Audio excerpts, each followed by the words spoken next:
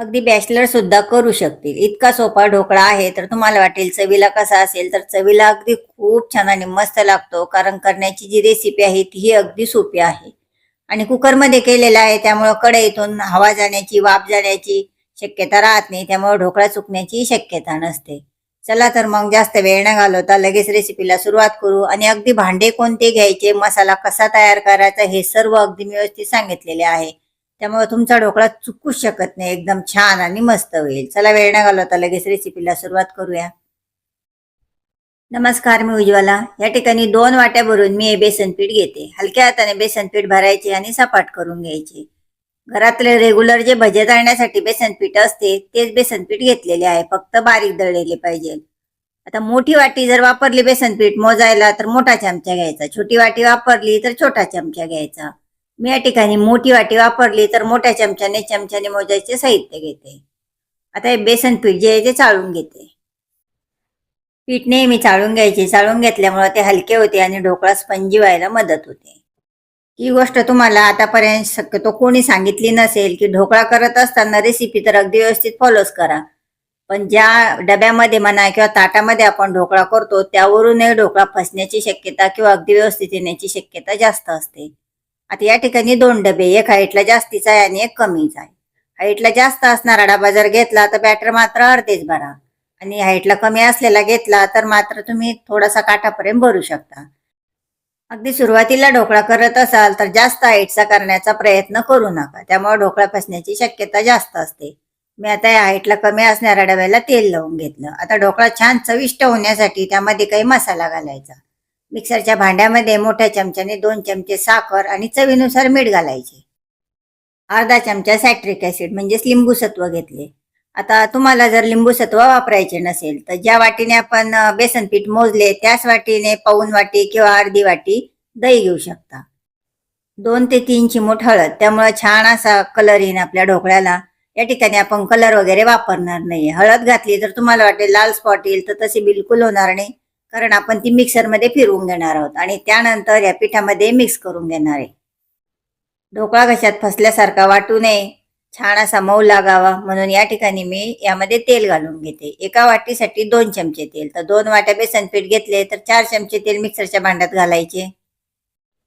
सोबतच जवळपास 5 ते 6 चमचे पाणी घालून घेते, त्यामुळे हे सर्व साहित्य बारीक व्हायला, मिक्स व्हायला मदत होते.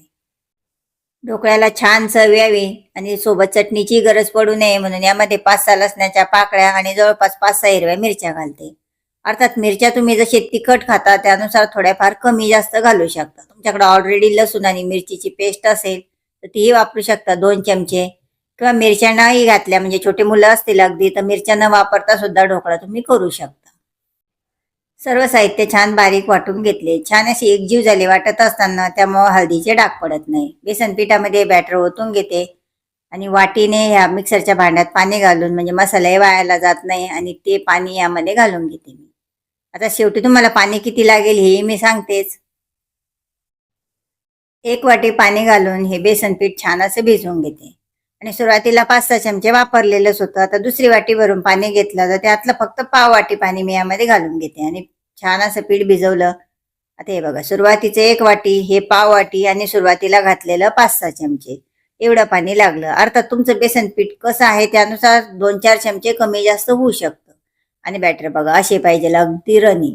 आपण मिरची वगैरे तळण्यासाठी जसं बेसन पिठाचं बॅटर भिजवतो त्यापेक्षाही थोडंसं किंचित कमी. भाज्यासाठी तर बिलकुल अशी भिजवत नाही, खूप पतली आहे हे. आणि बॅक साईड आहे दाखवते चमच्याची, म्हणजे तुम्हाला एक अंदाज येईल. यापेक्षा पतले किंवा घट्ट करू नका. कुकरमध्ये तांब्याभर पाणी घातले, एक उंच रिंग ठेवली, त्यामध्ये चिंचेचे बुटकं टाकले म्हणजे कुकर काळा पडणार नाही. आता हे पाणी उकळण्यासाठी ठेवून देते. आणि जे बॅटर आपण भिजवलेले होते त्यामध्ये आता खाण्याचा सोडा घालायचा. तर मोठ्या चमच्याने मी हे बघा अर्धा चमच्याला थोडासा कमी खाण्याचा सोडा घेतला. आता खाण्याचा सोडा जर जुना असेल खूप सारा तर थोडासा शिल्लकचा लागेल. अगदी नवा असेल, फ्रेश आणलेला असेल तर एवढ्या याच्यात छान असं बॅटर फुगून येतं. आता कसे ओळखायचे, तर कलर चेंज होतो, पांढरट पांढरट कलर होतो आणि छान असं फुगून वरती येतं, म्हणजे परफेक्ट असा खाण्याचा सोडा झालेला आहे. फुगून नाही आले तर थोडासा चिमूट 2 चिमूट तुम्ही शिल्लकचा घालू शकता. मी आता याला जवळपास 2 ते 3 मिनिटं एकाच दिशेने फेटून घेते. बॅटर फेटून वर आले की त्यानंतर 4-1 मिनिटं फेटून घ्यायचे, म्हणजे ती थोडीशी खाली बसते. त्यानंतरच ते कुकरच्या डब्यात ओतून घ्यायचे. वर फुगलेले बॅटर घाईघाईत डब्यात किंवा ताटात ओतायची नाही, त्यामुळे एकसारखी जाळी पडत नाही. कुकरमधले पाणी उकळलेले आहे आणि बॅटर बघा मी किती भरलेले त्यात, कारण डबा आपला जास्त हाईटचा नाहीये, त्यामुळे एवढे बॅटर भरून घेतले. तुमचा असेल तर कमी भरायचा.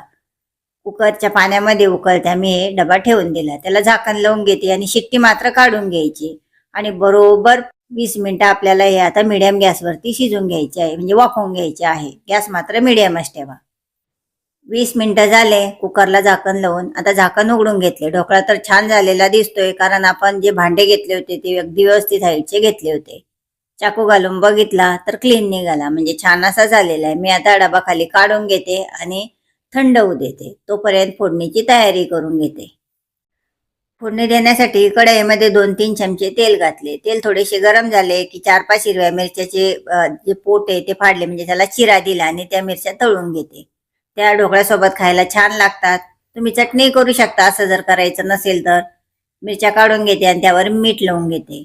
त्यानंतर कढईमध्ये अर्धा चमचा मोहरी, थोडासा चिमूट 2 चिमूट हिंगामुळे बेसन पीठ पचायला सोपे जाते, आणि अर्धा चमचा जिरे घातले. जिरे मोहरी छान अशी परतवली की त्यानंतर कढीपत्त्याचे 5-6 पाने घातले. 2-4 हिरव्या मिरच्या बारीक चिरून घातल्या. अर्थात मिरच्या प्रत्येक ठिकाणी तुम्ही तुमच्या आवडीनुसार कमी जास्त करू शकता. अगदी 2-3 चिमूट मीठ घालायचं. मीठ तुम्ही तुमच्या चवीनुसार कमी जास्त करू शकता. सर्व साहित्य छान असं परतवले की यामध्ये पाणी घालायचे. ज्या वाटीने आपण बेसन पीठ मोजले त्याच वाटीने 1 वाटीभर पाणी घेतले, कारण बेसन पिठाचा जो ढोकळा आहे त्यामध्ये भरपूर पाणी जाते, त्यामुळे ढोकळा छान लागतो, घशात फसल्यासारखा लागत नाही. आता या पाण्याला उकळी येऊ देते. उकळी येत असताना त्यामध्ये 1 चमचा साखर घालते. आता माझ्याकडे लिंबू नाहीये पिळायला, यामध्ये लिंबू जर असेल तर 2 चमचे साखर आणि 1 लिंबाचा रस घालायचा, त्यामुळे चव छान लागते या पाण्याची. पाण्याला उकळी आली, मी आता गॅस बंद करते आणि हे पाणी कोमट होऊ देते.